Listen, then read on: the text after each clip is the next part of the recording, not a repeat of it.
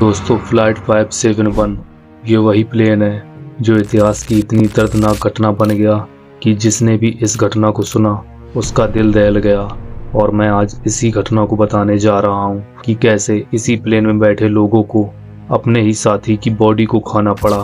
आपको ये सुनकर विश्वास नहीं हो रहा होगा ना? तो चलिए शुरू करते हैं। 12 अक्टूबर 1972 यूरुग्वे एयरफोर्स का जहाज फ्लाइट 571 यूरुग्वे के मोंटेवीडियो एयरपोर्ट से उड़ान भरता है। इस प्लेन में 5 crew member, 19 Uruguay rugby team के प्लेयर्स और 21 इन खिलाड़ियों के फैमिली मेंबर्स को मिलाकर 45 लोग इस प्लेन में सफर कर रहे होते हैं। इस प्लेन को जाना था चिली देश के कैपिटल सैंटियागो में, जहां इनका एक मैच होना था। लेकिन रास्ते में आती है दुनिया की सबसे लंबी mountain range, Andes mountain range.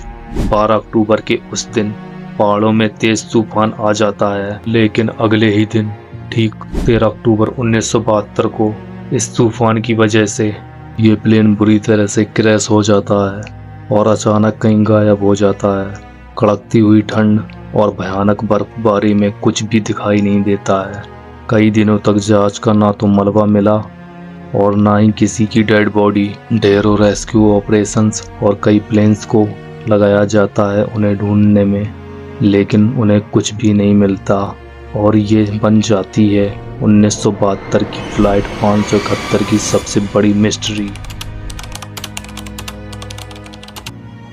12 अक्टूबर 1972 यूरुग्वे का प्लेन 571 अपनी उड़ान भरता है और उड़ान के सिर्फ एक दिन बाद ही ये जहाज इतिहास में ना यकीन करने वाला चमत्कार अपने नाम करता है। इस जहाज में 19 रग्बी प्लेयर्स थे जिन्हें चिली देश की राजधानी सैंटियागो में एक मैच खेलने जाना था।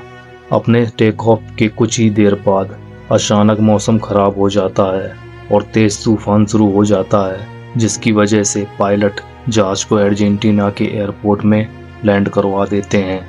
पायलट ने ऐसा इसलिए किया क्योंकि अर्जेंटीना और चिली देश के बीच ही एंडीज माउंटेन रेंज आती है, जो दुनिया की सबसे लंबी माउंटेन रेंज है। यहाँ के ऊंचे ऊंचे पहाड़ शांत होने के साथ साथ इतने ही खतरनाक और इतने खराब मौसम में इनके बीच से गुजरना और भी खतरनाक हो जाता है, जिसकी वजह से इन्होंने इस रात को अर्जेंटीना में ही गुजारने का और अगली सुबह दोबारा उड़ान भरने का फैसला किया।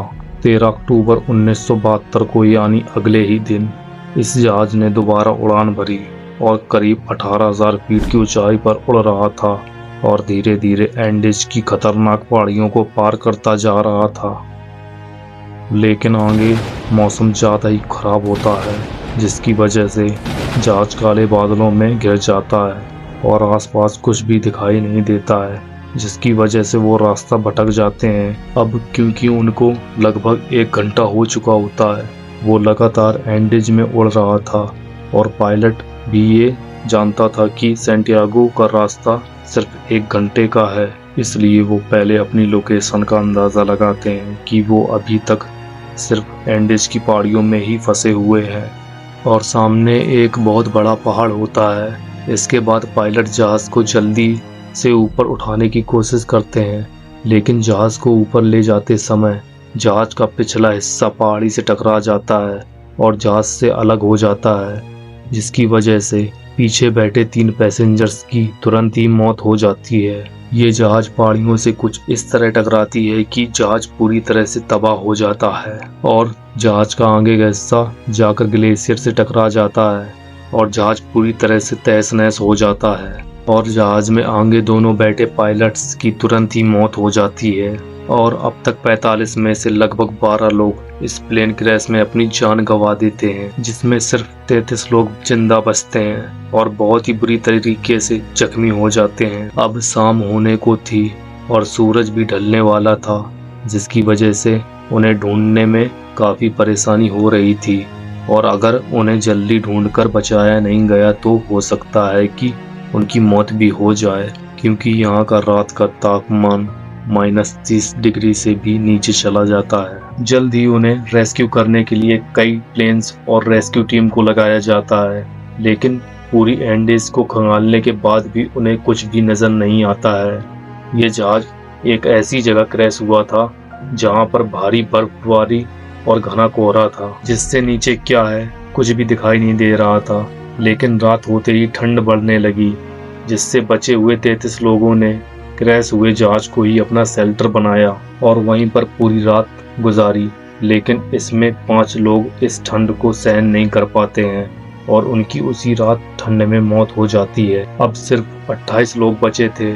अगले दिन फिर से सर्च ऑपरेशन शुरू किया जाता है, लेकिन सफेद बर्फ में सफेद प्लेन को ढूंढना मुश्किल था। रेस्क्यू टीम के जहाज इन लोगों के ऊपर से कई बार गुजरते हैं, लेकिन भारी बर्फबारी के कारण उन्हें देख नहीं पाते हैं। अब उन्हें लगा कि उन्हें कोई देख नहीं पा रहा है, इसलिए उन्होंने जहाज में पड़ी अपनी चीजों से ही सिग्नल देने के लिए एक बड़ा सा क्रॉस बना दिया कि उन्हें कोई देख सके।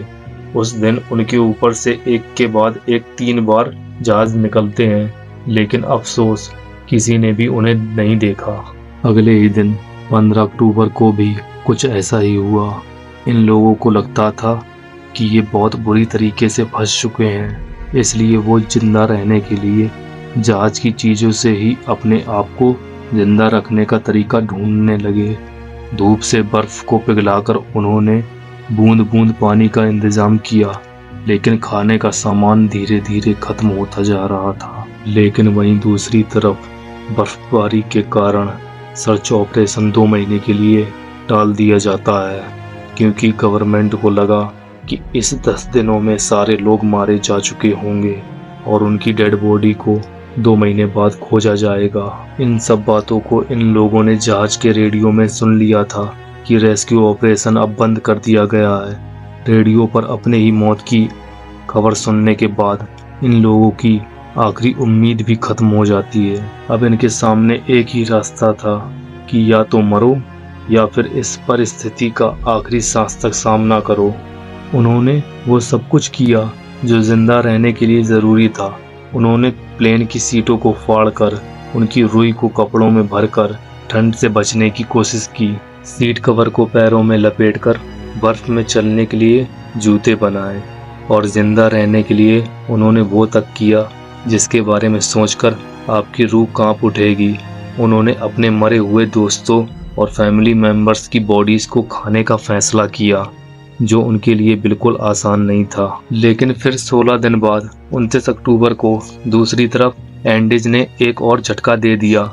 अचानक इतना तेज बर्फीला तूफान आया कि जिस जहाज के टुकड़े में वो लोग सो रहे थे वो पूरा बर्फ से भर गया और सभी लोग वहीं पर जम गए, जिसकी वजह से 8 लोगों की मौत हो जाती है और अब सिर्फ 19 लोग ही जिंदा बचते हैं। अब ये फैसला करते हैं कि अगर यहीं पर रहे तो बर्फ में ही जमकर मर जाएंगे। इससे अच्छा यहाँ से निकलकर मदद ढूंढने की कोशिश करते हैं। अब इनमें से 3 लोग बाहर से मदद लाने का फैसला करते हैं।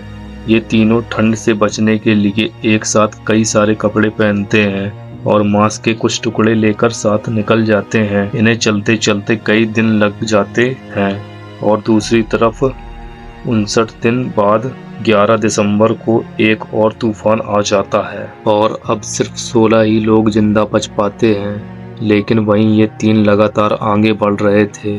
धीरे धीरे इनका खाना, जो आप जानते ही हैं इन्हें क्या खाना पड़ रहा था, वो भी खत्म होता जा रहा था। लेकिन इन्हें उम्मीद थी ये बाहरी मदद ज़रूर लाएंगे और अपने दोस्तों को ज़रूर बचाएंगे।